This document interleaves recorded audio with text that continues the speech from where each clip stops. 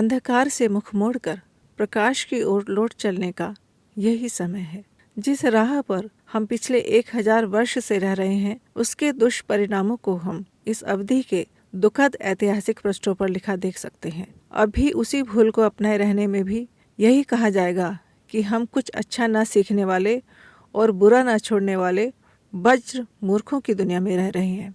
प्रत्येक विचारशील को यह अनुभव करना चाहिए कि दास प्रथा के दिन लद गए हैं। संसार चक्र तेजी से आगे बढ़ रहा है। इसमें अनीति मूलक प्रचलन देर तक मान्यता प्राप्त न किए रहेंगे। कुछ समय पूर्व संसार के अनेक क्षेत्रों में गुलाम पकड़े और बेचे जाते थे और उनसे मन चाहे काम लिए जाते थे।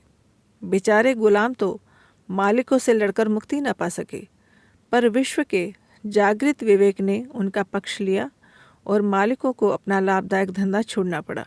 अमेरिका में समझदार ही आपस में लड़ पड़े। उत्तरी अमेरिका और दक्षिणी अमेरिका में गोरे लोग गुलाम प्रथा के विरोध और समर्थन में लड़ पड़े और उस भयंकर गृह युद्ध का अंत तभी हुआ जब गुलाम प्रथा का अंत कानूनी रूप से हो गया। राजतंत्र दुनिया से मिट गए और मिटते जा रहे हैं। इसमें कोई बहुत बड़ा खून खराबा भी नहीं हुआ है। समय की प्रबलता ने उनकी कमर में लात मारकर औंधे मुंह धकेल दिया और उनकी चमकती तलवारों से तो सरदार पटेल के अनुसार मेहतर की झाड़ू ही कारगर साबित हुई। पूंजीवाद किस बुरी तरह बर्फ की तरह पिघलता चला जा रहा है, उसके स्थान पर समता का प्रचलन किस तरह सिंहासन आरूढ़ हो रहा है, इस परिवर्तन चक्र को द्रुत गति से घूमते हुए कोई भी अपनी आंखों से देख सकता है। इन परिवर्तनों में शोषकों के बीच मल्ल युद्ध नहीं हुआ है। अंत में विरोध ही उन्हें तोड़ डालने के लिए प्राप्त रहे हैं। साम्यवाद के समर्थकों में निर्धन लोग ही आगे नहीं आए हैं। उसके प्रतिपादकों, प्रचारकों, योद्धाओं और स्थापकों में प्रमुखता उनकी थी जो दरिद्र नहीं संपन्न थे। Tolstoy, prince Bismarck, George Bernard Shaw, Bertrand Russell, Jawaharlal Nehru दरिद्र या शोषित वर्ग के नहीं थे। फिर भी उन्होंने वकालत शोषितों की ही की। आवश्यक नहीं कि नर के सामने नारी को विद्रोही बनकर खड़ा होना पड़े। यह कार्य उनके वकालत पर उतारू विश्वात्मा ही कर देगी। इतनी लड़ाई तो उनके पक्ष में नवयुग का जागृत विवेक ही लड़ लेगा। विवेक का सूर्य उगेगा और तमिश्रा अपना समूह लेकर स्वयं चली जाएगी। अपनी भविष्यवाणी यह है कि नर नारी के बीच मोर्चाबंदी नहीं होगी। सत्याग्रह, संघर्ष, घेराव, हड़ताल, अभियोग, विद्रोह आदि का अवसर नहीं आएगा। दोनों पक्षों की जागृत अंतर आत्माएं ही अपनी अपनी करवट बदलेंगी और उस छोटे परिवर्तन से आज की सारी परिस्थितियां कल पूरी तरह उलट जाएंगी। न तो नर प्रतिबंधों में कोई लाभ देखेगा और न नारी उन्हें सहन करने को तैयार होगी। उस अस्वीकृति मात्र से वह बात बन जाएगी जो आज की परिस्थिति में नितांत आवश्यक है। नर नारी के बीच भेदभाव जनित हृदयहीनता की प्रवंचना अब चल न सकेगी। अगले ही दिनों वे माता और पुत्र के रूप में स्नेह दुलार के आंचल से ढके हुए पुलकित हो रहे होंगे। बहन भाई की भाव भरी ममता आंख में चुनी खेल रही होगी। पिता के कंधर पर चढ़ी हुई पुत्री अपने घोड़े को आह्लाद पूर्वक हाँक रही होगी। पति और पत्नी एक दूसरे के लिए अपना सच्चा समर्पण प्रस्तुत कर रहे होंगे। अपनी सुविधा को दूसरे की असुविधा दूर करने में दोनों के बीच प्रतिस्पर्धा ठनी होगी।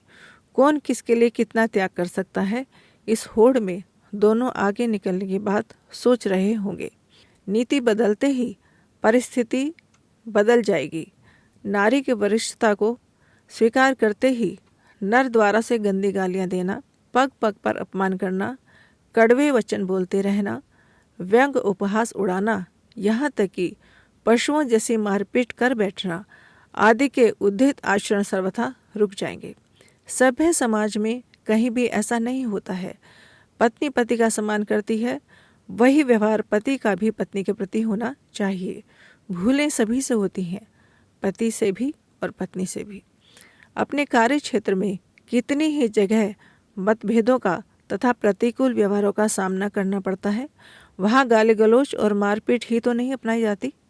दूसरे तरह की नीति अपनाकर गुजारा कर लिया जाता है।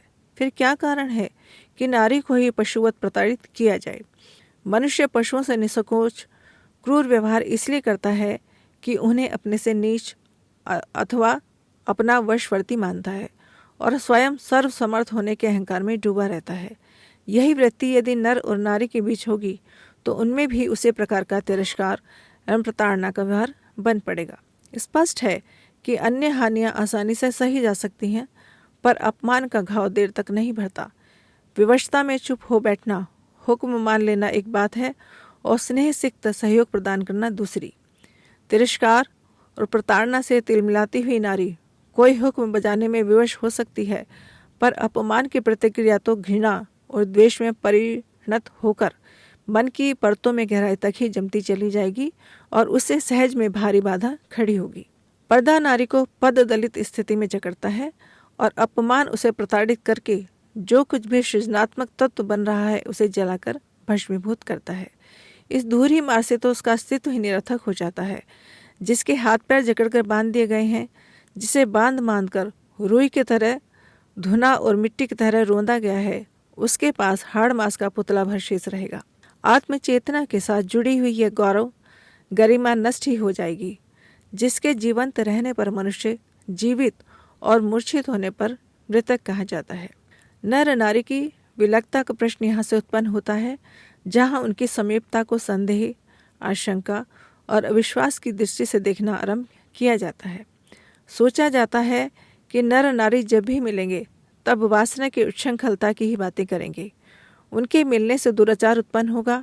इसी अविश्वास एवं संदेह के कारण विविध विधि प्रतिबंध लगाने की आवश्यकता समझी गई और तरह तरह के बंधन परक रीति रिवाज चले हैं। इस चिंतन में भी एक भूल रह गई है। यदि दोनों अविश्वस्त हैं तो दोनों पर समान प्रतिबंध लगने चाहिए ताकि कोई किसी को पतित न कर सके। नर नारी को अलग रखने की बात में कुछ औचित्य भी हो तो भी उसका यह समाधान सर्वथा अनुचित है कि प्रतिबंध एक पक्ष पर ही लगे। ऊपर की पंक्तियां केवल तर्क के आधार पर लिखी गई हैं। वस्तुतः प्रतिबंध किसी भी पक्ष पर नहीं लगना चाहिए, नर पर भी नहीं और नारी पर भी नहीं। यदि दोनों में से एक पक्ष में भी मनुष्यता बाकी है तो दूसरा सर्वथा भ्रष्ट होते हुए भी अवांछनीयता उत्पन्न न कर सकेगा। यदि दोनों ही भ्रष्ट हैं तो एक पर्दा तो अपर्याप्त है।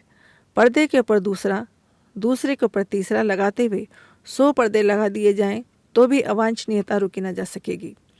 सच तो यह है कि पर्दे के पीछे ही पाप पनपने का अवसर मिलता है।